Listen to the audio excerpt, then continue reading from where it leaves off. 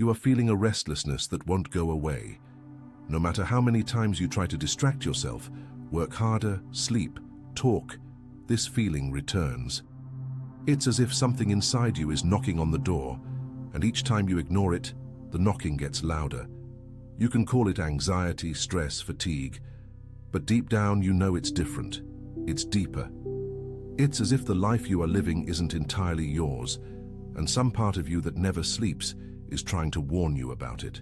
In the next few minutes, you will understand where this restlessness comes from, why it intensifies now, and most importantly, how to distinguish between a genuine calling and an emotional trap. Because there is a gigantic difference between responding to what truly matters and reacting to manufactured urgencies that only trap you further. You woke up again with that feeling, that weight on your chest that isn't physical, but it's there. You look at the ceiling, take a deep breath, and even before you pick up your phone, you know, today will be another day of doing things that don't bring you closer to anything that truly matters. More meetings about subjects that don't move you, more superficial conversations, more hours invested in goals someone else defined. And that inner voice whispers again, it wasn't supposed to be like this. You had something else in mind when you were younger, when you hadn't yet learned to silence this voice. But now it's back and it's screaming. Let me tell you exactly what is happening. You are experiencing what the ancient Hebrews called nephesh in misalignment. Nephesh is not just soul in the abstract sense. It is your deep life, your vital essence, the part of you that knows who you truly are before all the layers of social adaptation. And when your external life is very far from your nephesh, the entire system goes on alert. It's not divine punishment. It's spiritual, biological signaling. Your complete organism, body, mind, spirit. Attention, you need to prepare now. I put together an exclusive resource for those who feel set apart for something greater, but live surrounded by noise, distractions, and mental overload. This is a 30-day journey that will transform your life, a guided path to armor your mind and prepare for what's coming, with daily practices of focus, boundaries, and discipline. Stop negotiating with the noise. Learn to spot distractions before they control you and strengthen your mind. Also available in an immersive audio version. Over 10,000 readers have already transformed their lives through the 30-day journey. Thousands of people have already started this transformation. People like you who were tired of living in the fog, ordinary people who decided to stop accepting mental chaos. Take advantage of this limited time offer only this month. Access your link just below in the pinned comment. Is trying to warn you that you are living out of alignment. The Universidade Federal de São Paulo conducted studies on what they call existential dissonance, and the results are impressive. People living in deep disagreement with their core values show chronically elevated levels of cortisol, even without obvious external stressors. The body registers the existential lie as a constant threat. You may have everything functioning on the surface, stable job, cordial relationships, established routine, but if you are disconnected from your deep purpose, your nervous system lives in a state of silent alarm, and this doesn't happen out of nowhere. Let me show you how you got here. There are 3 distinct phases that everyone experiencing this restlessness has gone through, and recognizing which phase you are in now is crucial. Phase 1. You heard the call for the first time, but you didn't know how to name it. It was probably years ago, perhaps in adolescence, perhaps in early adulthood. You felt an attraction to something specific, a curiosity that made no practical sense, a dream that seemed too big. But then came the voices. Your parents telling you to be realistic, your teachers directing you towards safe careers, your friends making fun of what you revealed in a moment of vulnerability. And you learned the lesson. What you feel inside isn't as valuable as what the world expects outside. Phase 2. You built a life based on these external expectations. You chose paths that made sense on paper. You married, you worked, you achieved, and it worked for a while. Because there was novelty, there was challenge, there was recognition. You could convince yourself that you were satisfied. But gradually, novelty turned into routine. Challenge turned into obligation. Recognition turned into dependence. And that voice you had silenced began to return. first as a whisper in moments of silence, then as a scream in moments of crisis. Phase 3. You are here now. The voice won't be silenced anymore, and you've tried everything to drown it out. You worked more, hoping productivity would bring meaning. You consumed more, in the illusion that possessions would fill the void. You distracted yourself more because if you don't stop to feel, you don't have to face it. But none of this works anymore, does it? Because you've reached the point where the dissonance is so great that you can no longer pretend. And this, although uncomfortable, is the best thing that could have happened. There is a powerful story about this in the experience of Moses. He was tending his father-in-law's sheep, making a living, fulfilling responsibilities. Nothing glamorous, but stable. And suddenly, a bush on fire but not burning. He could have ignored it. He could have thought, optical illusion, I'm tired, I have sheep to tend. But he was curious. He drew near, and it was precisely when he stopped to investigate what didn't make sense that he heard the call. Take off your sandals, for the place where you are standing is holy ground. The burning bush is this restlessness you feel now. It makes no logical sense, it doesn't fit the schedule, it has no practical explanation, but it is burning, and it won't go out. And you have a choice. You can keep skirting around it, looking from afar, acknowledging that there is something there but never getting close enough to hear what needs to be said. Or you can stop, take off your sandals, recognize that where you are, even if ordinary, is sacred territory, because it is where the divine is trying to reach you. But here's the problem. You are confusing types of urgency, and until you learn to differentiate, you will waste energy responding to the wrong ones and ignoring the right ones. The ancient Greeks had two words for time, chronos and kairos. Chronos is the time of the clock, linear, quantifiable, the same for everyone. Kairos is the opportune time, the right moment, the window that opens when conditions align. And the call always operates in kairos, never in chronos. This means there is no artificial expiration date on the calendar. God is not holding a stopwatch saying, until April 30th or it's over. That would be temporal manipulation, and manipulation does not come from the divine. It comes from systems that want your quick, unthinking response, because a considered response requires discernment, and discernment exposes hidden agendas. The genuine call does not use manufactured scarcity. It uses persistence. It returns. It insists. But never through fear of a deadline, always through growing attraction. The Fundação Getúlio Vargas published research on decision-making processes under temporal pressure and discovered something fascinating. Decisions made under artificial urgency are 60% more likely to be reversed later because they were based on emotional reaction, not deep alignment. When you respond to an invented deadline, you are reacting to the fear of losing something. When you respond to a genuine kairos, you are acting from the recognition that something has always been waiting for you. So how do you differentiate? How do you know if the restlessness you feel is a divine call or disguised anxiety? Here are the markers that never fail. First marker. The genuine call attracts you, even if it scares you. Anxiety only repels. If the feeling you have is purely, I need to run, I need to escape, something bad is going to happen, that is fear responding to a threat. But if there is a strange mix of fear and fascination, of I don't know if I can, but I want to try, it scares me, but it attracts me, you are touching a real call. Because authentic purpose always requires growth, and growth always includes discomfort. But it is the discomfort of expansion, not of threat. The HeartMath Institute mapped cardiac coherence patterns in different emotional states and found something impressive. When people are in the presence of genuine purpose, even if frightening, heart rate variability shows coherence patterns. The heart recognizes truth even when the mind doubts. When it's just anxiety, the patterns are chaotic. Your body knows the difference. You just need to learn to read the signs. Second marker. The genuine call makes you more you, not less. If the urgency you feel demands that you abandon everything that makes you, be suspicious. A divine call never asks you to betray your essence. It may ask you to abandon masks, false roles, unhealthy adaptations, but always in the direction of more authenticity, not less.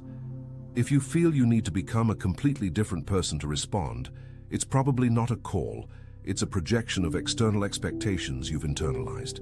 The Universidade de Campinas conducted longitudinal studies on professional fulfillment and found that people in careers aligned with core values report a growing sense of "I am more myself" over the years. People in misaligned careers report a progressive sense of fragmentation of performing roles.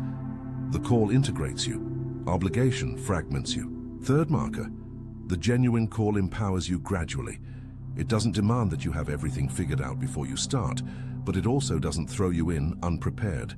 It's progressive. It takes steps, not impossible leaps.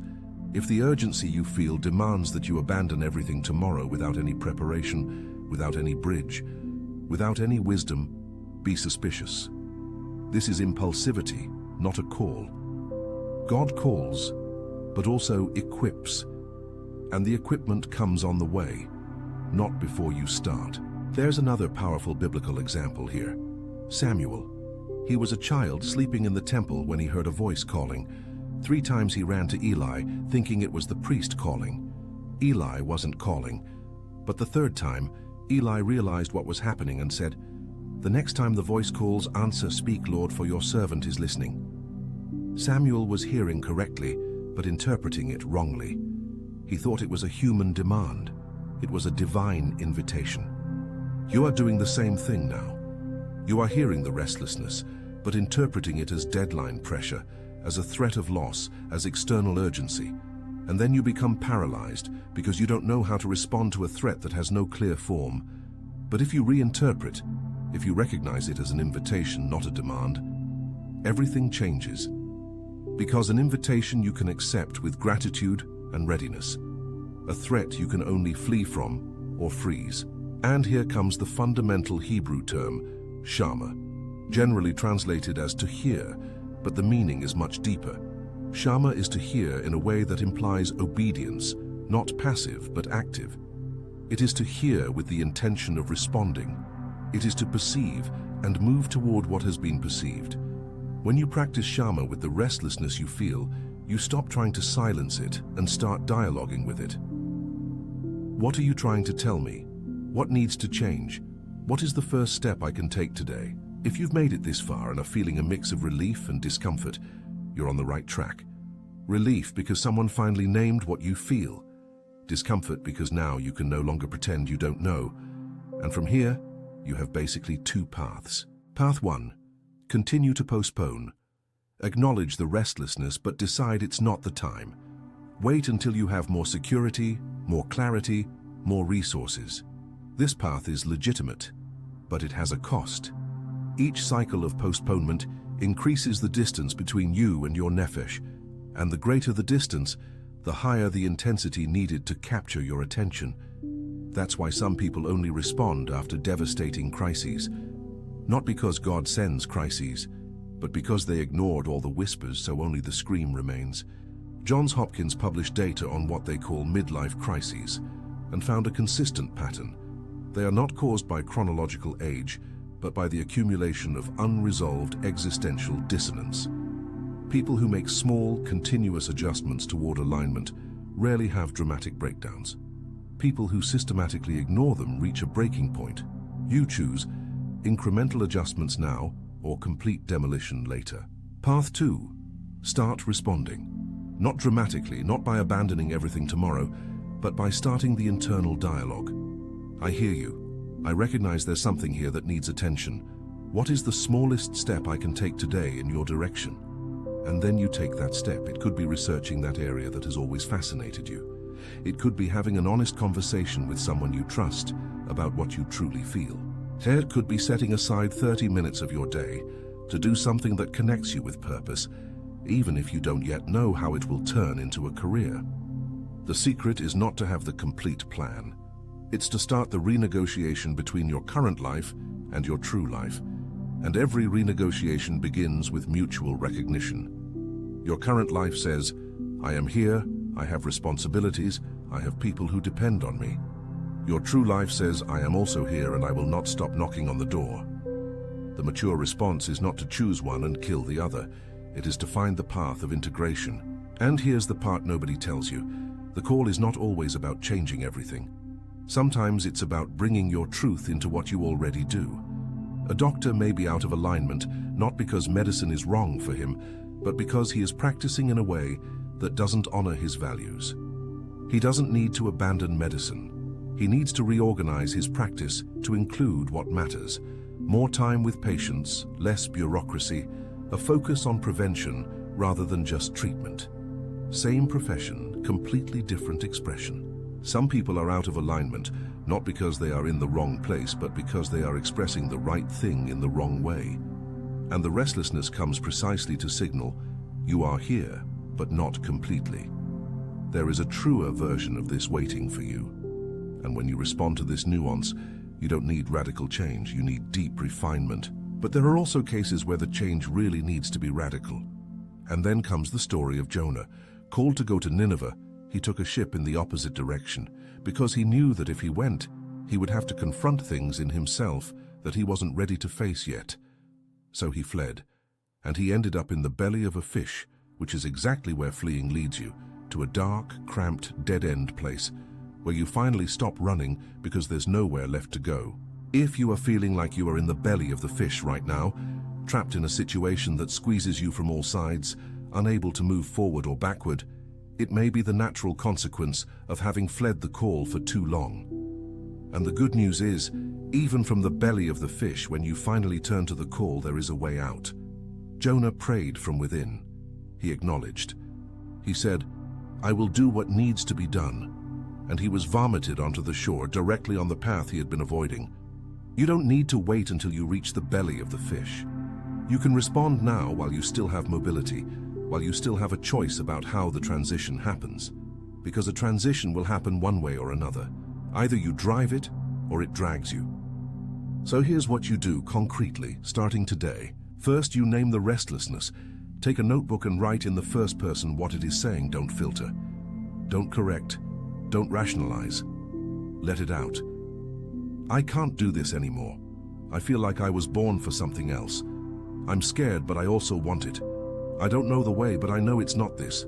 Naming takes it from the abstract and puts it in the concrete, and you can't work with what isn't named. Second, you identify a minimum viable action.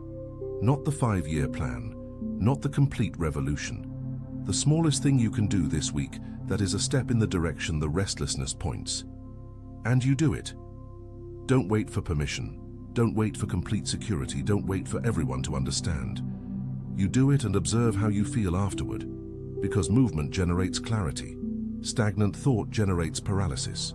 The University of Oxford conducted experiments on decision-making processes in uncertain environments and discovered something liberating.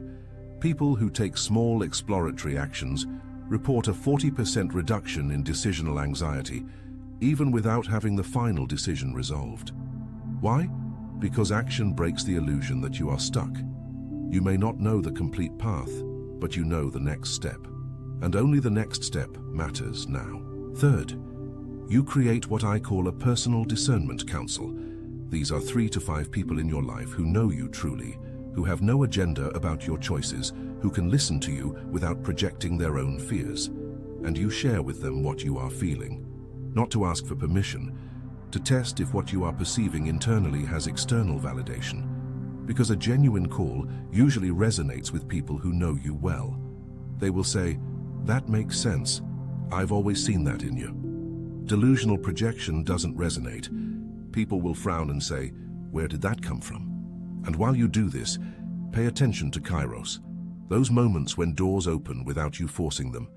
Those unexpected conversations that bring exactly the information you needed. Those resources that appear precisely when you took a step of faith. This is not magic. It's alignment. When you start moving in the direction of purpose, the universe conspires, not to give you everything for free, but to meet you on the path with what you need to continue. But there is a final trap you need to avoid. Romanticizing the call to the point of thinking that following purpose means absence of difficulty. It doesn't. Moses was called to free a people, and he spent 40 years in the desert dealing with complaints. Jonah was called to prophecy, and he hated seeing the people he wanted destroyed being saved. Samuel was called to anoint kings, and he had to deal with Saul going mad with envy. A call is not a spiritual vacation. It is hard work in the right direction. The difference is that it is hard work that vitalizes you instead of draining you. It tires the body, but nourishes the soul. It challenges, but does not destroy. And at the end of a difficult day following purpose, you lie down knowing that it mattered, that it was you, that you didn't betray who you are for temporary comfort. And there is a final truth that will completely free you. You are not late. No matter how many years you think you've lost, how many wrong choices you've made, how long you've gone in the opposite direction. The call has no expiration date because it operates in Kairos, not Chronos. Moses was 80 years old when he was called. Sarah was 90 when she conceived the promise. This is not a license to procrastinate. It is relief that you can start now, from where you are, with what you have. The restlessness you feel is not a punishment for taking too long. It is an invitation to begin. And every day you choose to respond, even imperfectly, is a day you get closer to the life your nephesh always knew was possible. Not a perfect life, but a true life. And truth in the end is the only thing that sustains. So today now you decide. Do you continue pretending the restlessness will pass if you ignore it longer? Or do you recognize that it is the wisest part of you trying to save you from a half-life? The choice has always been yours. It always will be. And that is the greatest freedom and the greatest responsibility there is. If this video touched on what you've been feeling for months, if someone finally named the restlessness you thought was only yours, leave the word respondo in the comments. This is your declaration that you have heard, recognized, and will take the first step. And subscribe to the channel now, because in the coming days we will dive deeply into how to build the path between where you are and where you need to go, without drama, but with real courage.